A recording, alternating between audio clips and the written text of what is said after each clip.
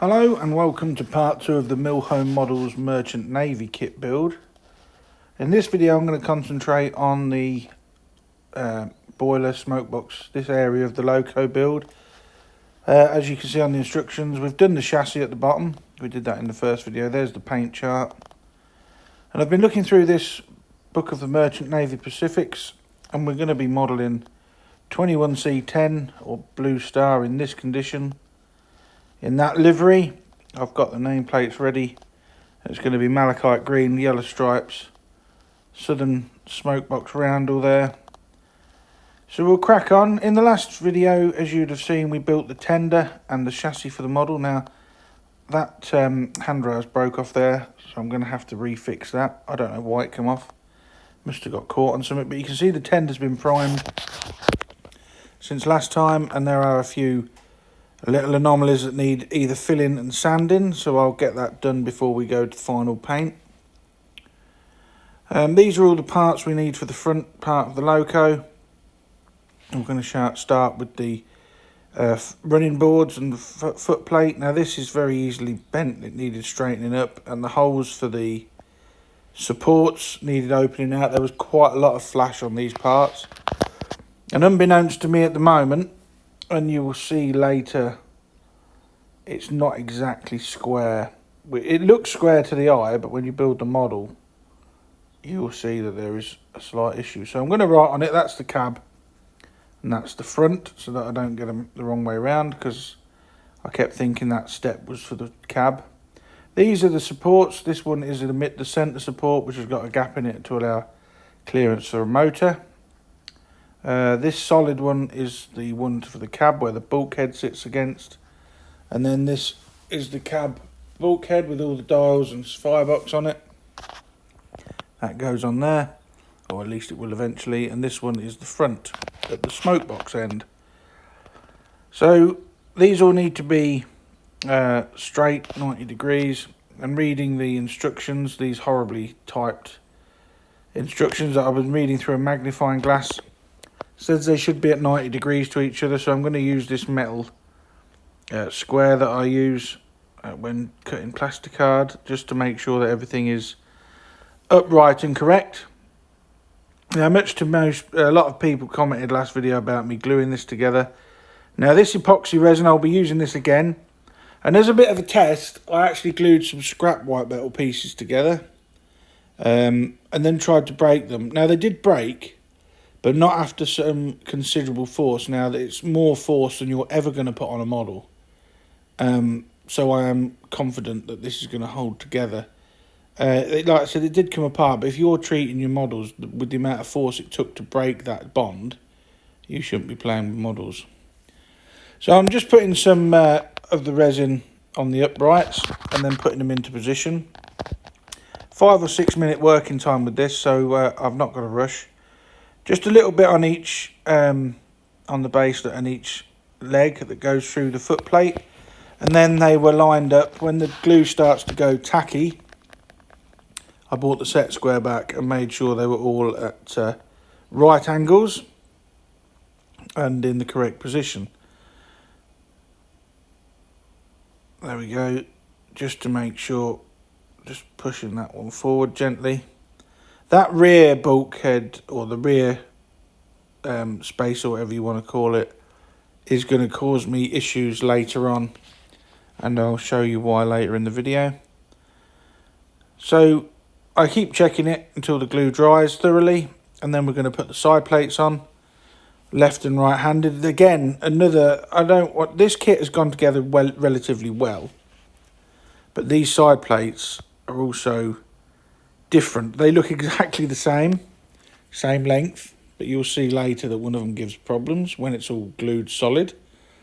So I'm just running beads of this epoxy resin along the base there, and on the cast supports that go up the side of the casing, because it is a casing, this case encased the boiler on the real locos. And then you can see that it slots into place with the uprights, and they sit against that. And they sit against the side. So one side was put on, and then I held it in place. I have knocked a couple of those out of position, because like I say, the glue was all still tacky at this point. But then I recheck everything, make sure everything's straight and level, and hold that case inside on until the glue is thoroughly dried, which again took about 5 or 6 minutes. If you mix this epoxy resin wrong, it will take a lot longer to dry. And then the other side casing was put on, and we're starting to get the lookings of a unrebuilt merchant navy. So I'm just going to set that down. The legs of the supports protrude through the bottom of the footplate, so these were filed flush when the glue was thoroughly dry.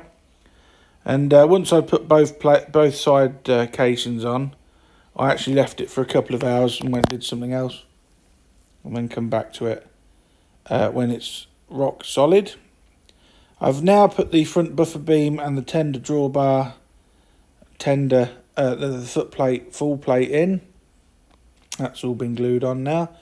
This is, like I said, the next day. I've also glued the cylinders in. Now the cylinders, you'll notice those black plastic cylinders, they're actually Hornby spares. The white metal cast cylinders that came with the model, the instructions was to glue to drill 1.4mm hole where the piston rod goes, which worked well for the left hand side, but when I drilled the right hand side, only using a hand drill, the right hand cylinder collapsed. There was an air bubble in the casting, and it rendered them completely useless. So it set me back a bit trying to find new cylinders, and I'm using these Hornby 00 spares, and they seem to work well. Now, this blue pencil, this was my grandfather's, and I've had this years.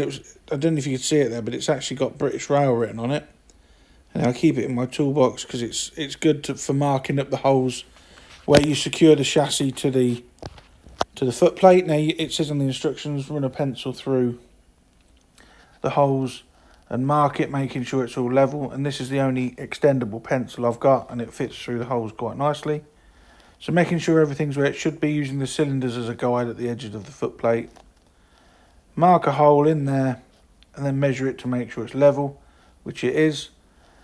And then using a pin drill, I drill a 1mm pilot hole to start with, and then open the holes up to 2.4mm as per the instructions. And then through this, the brass screws will fit to secure the chassis to the body shell. So it drills quite easily, this white metal, if you go steady. Don't give too much pressure or you will snap your drill bits. And there's the instructions. So it's 2.3mm and solder the 8B nuts. Now brass and white metal I'm not soldering it, so I've put the nut through, and I've actually epoxy resin the nuts in place. Again, this was done. The chassis screws are actually through just to hold the nut in place, and again that was left for a couple of hours to dry. So their securing nuts are now in place, and I've also put the cab bulkhead in and one of the cab sides. So there's quite a lot of detail cast into that bulkhead, to be honest, considering the age of the model. And I do like these semi-streamlined cab sides, they look quite nice. So that one's already on. This was done off camera. There's the top. Now this is where I came across an issue with the instructions. The instructions say to put the bulkhead in, cab roof, and then this top section is allegedly supposed to butt against the cab roof, but as you'll see it doesn't fit because that cab bulkhead is in the way. So we're going to put the other cab side on, and then the cab roof, and we are really now rocketing along now. We're getting the look of a locomotive. But you can see that bulkhead gives a lip, and that goes against what the instruction says. The instructions clearly state the top section will butt against the cab roof, which it doesn't, without major surgery. So I'm going to have to chop this about a little bit. There will still be a gap, as you'll see in a minute, so I'm going to have to use some filler. But there are it was a couple of miscastings. The tender went together really well, but on this loco section there are a couple of castings that weren't quite as they should have been.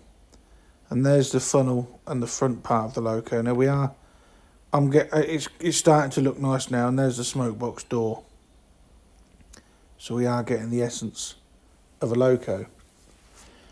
So yeah, I'm going to take this bit off, and then I'm going to glue the cab side on, again using epoxy resin. I'm not going to show you me gluing it every time, otherwise it'll get boring. So again, we're going to jump forward a couple of hours, and now the cab sides are on. And this is what I meant earlier about the side sheets, or the casing. This one is about 1 mil shorter than the other one. Even though they look level and it's square, this one doesn't butt up to the cab side, whereas the other one does. And I did keep checking to make sure it was square. And I'm just checking the instructions to make sure I've done everything right, which I have. And there's a gap. But it does say in the instructions 2 or 3 times, any gaps must be filled with filler. So they obviously expected some sort of gap. Now, I'm just showing you there, you can see with my Dremel, I've actually ground this down with a grinding stone so that the cab roof fits and the boiler bulkhead is lower than it should be, or lower than it was.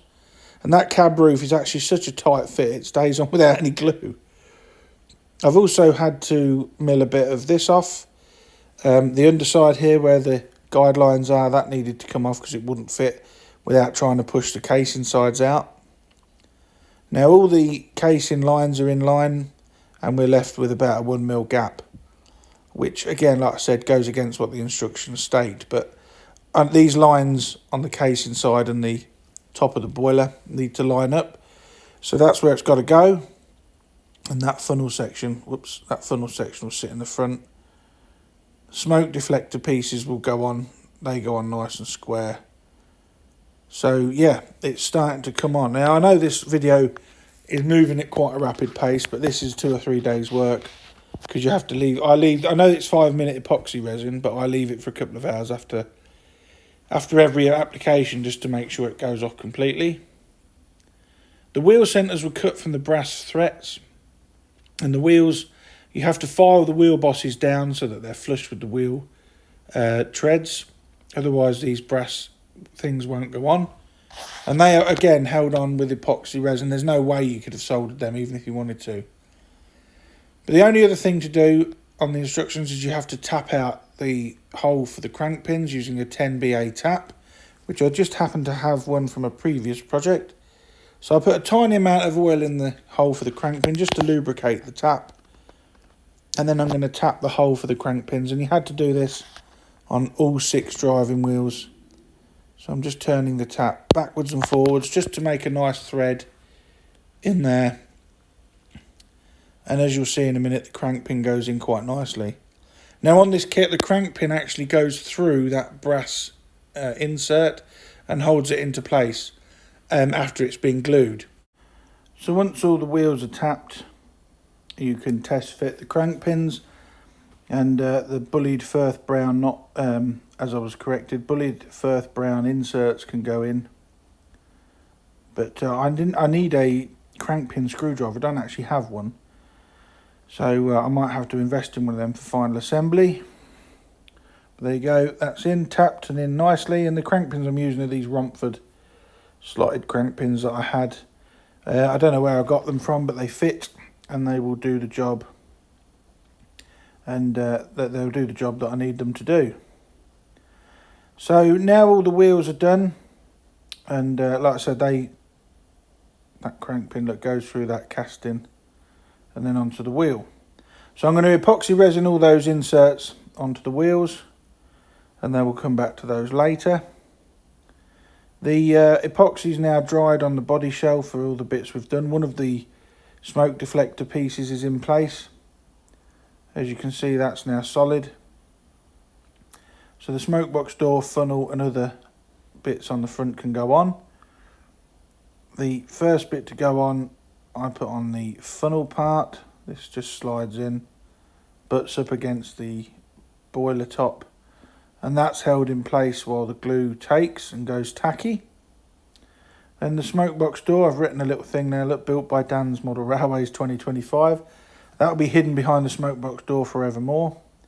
But if anybody decides to take this apart in the future, they'll find that and think, who's that idiot?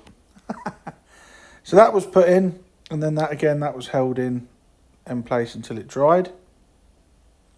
And then the other smoke deflector part can go on. And we're really starting to motor now. We've got an engine.